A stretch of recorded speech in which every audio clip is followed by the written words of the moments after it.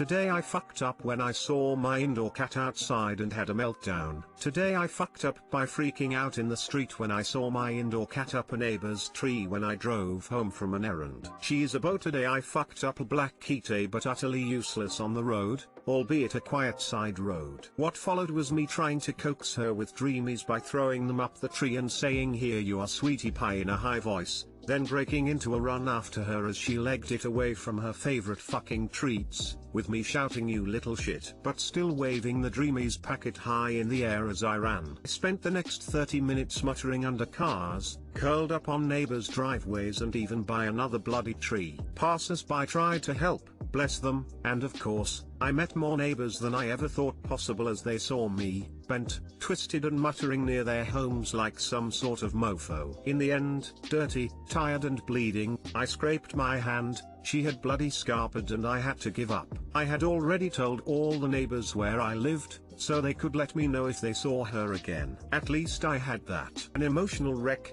I staggered into my house, shut the door and leaned against it in tears. Then I saw movement at the top of the stairs. My own cat. I had spent the last half hour chasing someone else's fucking cat. Too long didn't read. I thought I saw my indoor cat outside and chased her to try to catch her, but it turned out to be someone else's cat.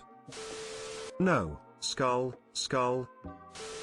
Rule number 1 is always to double check your house first. I've seen so many stories of cat owners confusing someone else's cat for theirs, smiley face. Cats can teleport, you know. Kitty was exercising her human. Bruh, that cat has PTSD now. At least the owners of that cat did a great job teaching not to take candy from strangers. Lamau, I really relate to this. My shithead ran out today and went into my neighbor's garage that had the door cracked 6 inches and I was sitting there trying to coax him out. He doesn't really want to run away, just is curious to explore places he shouldn't.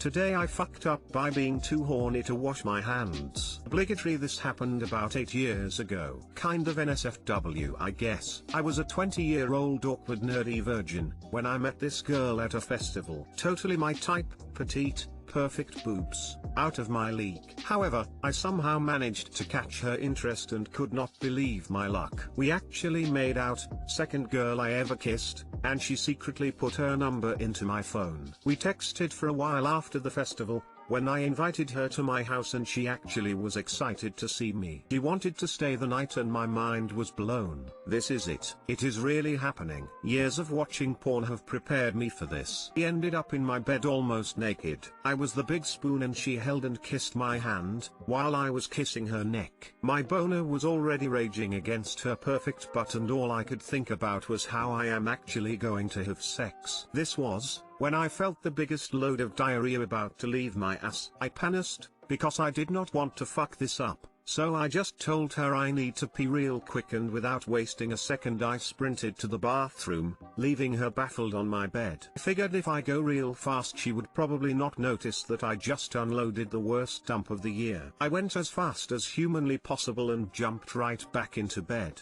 cuddling back against her. She took my hand, kissed it, and after a second or two looked at me with the biggest face of disgust I have ever seen. "Did you not wash your hands?" My heart dropped. I actually did not wash my hands. I just touched literal shit through a thin layer of toilet paper and forced it into the face of the girl of my dreams. Oh. Of course I did. Who doesn't? Ha ha ha. She did not say a word, dropped my hand and rolled away from me. I did not know what to do, so I did not say anything as well and turned around. I was cringing too hard to get even a second of sleep, but I think she actually slept before she left the next morning. Needlessly to say, we did not meet again. I have been religiously washing my hands ever since. Too long didn't read. Somehow managed to end up in bed with the perfect girl. Took a dump and made her taste and smell the absolute horror I had just unloaded. Yeah, that's the boy with the shitty hands. You'll be kicking yourself for that one for the rest of your life. Well, shit. The dirtiest Sanchez. You really fucked up. Today I fucked up removing my first tick from my neighbor's cat. Scene, my house/bedroom. I work from home and my work desk is in my bedroom. Our housemates and I are friendly with our neighbors, and we're their cat's second home. He comes and hangs out with me while I work. It's the start of tick season. And while petting the kitty boy I found one. I'm new to this area and come from the city where ticks are not a part of normal life. Simple to say, I'm a bit of a squeamish city girl still. I can handle most things but ticks break down all my barriers. Still, I grabbed some tweezers, watched some video tutorials, pinched and pulled. Cue, cat flailing, tweezers dropping, and tick going somewhere. Cat is fine, calmed him down. But now there's an unknown status tick. Somewhere in my room. I've looked everywhere, and I have carpet. My skin is crawling, unsure if, or where, I'm going to find its corpse. I think it's dead. Didn't do a great job removing it. Not fun. Too long didn't read. I removed a tick from my neighbor's cat, in my bedroom, lost the tick and now it's somewhere in my room. We always kept a tick jar in my house filled with bleach where all the ticks went. We would have to dump it like once a week. Lol, I'd pick them off me in my sleep, twist, and throw on the carpet to be vacuumed. Lol. That is horrifying. WTF, did you live that this was an issue? When I saw the title, I was 1000% sure the rest was going to be, but it was actually the cat's nipple, because my sister did that to her dog once. I hope you find that little hitchhiker quickly and without incident.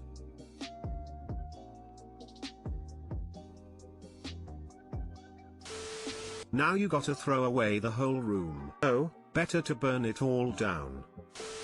It's not dead. Tick are some resistant bastard. Only way to be sure it's dead is to burn it. Don't worry, you'll find it sooner or later, probably on you or maybe on the cat again if you're lucky. Crying face. Do yourself a favor and don't ask where they found the tick in that one episode of House.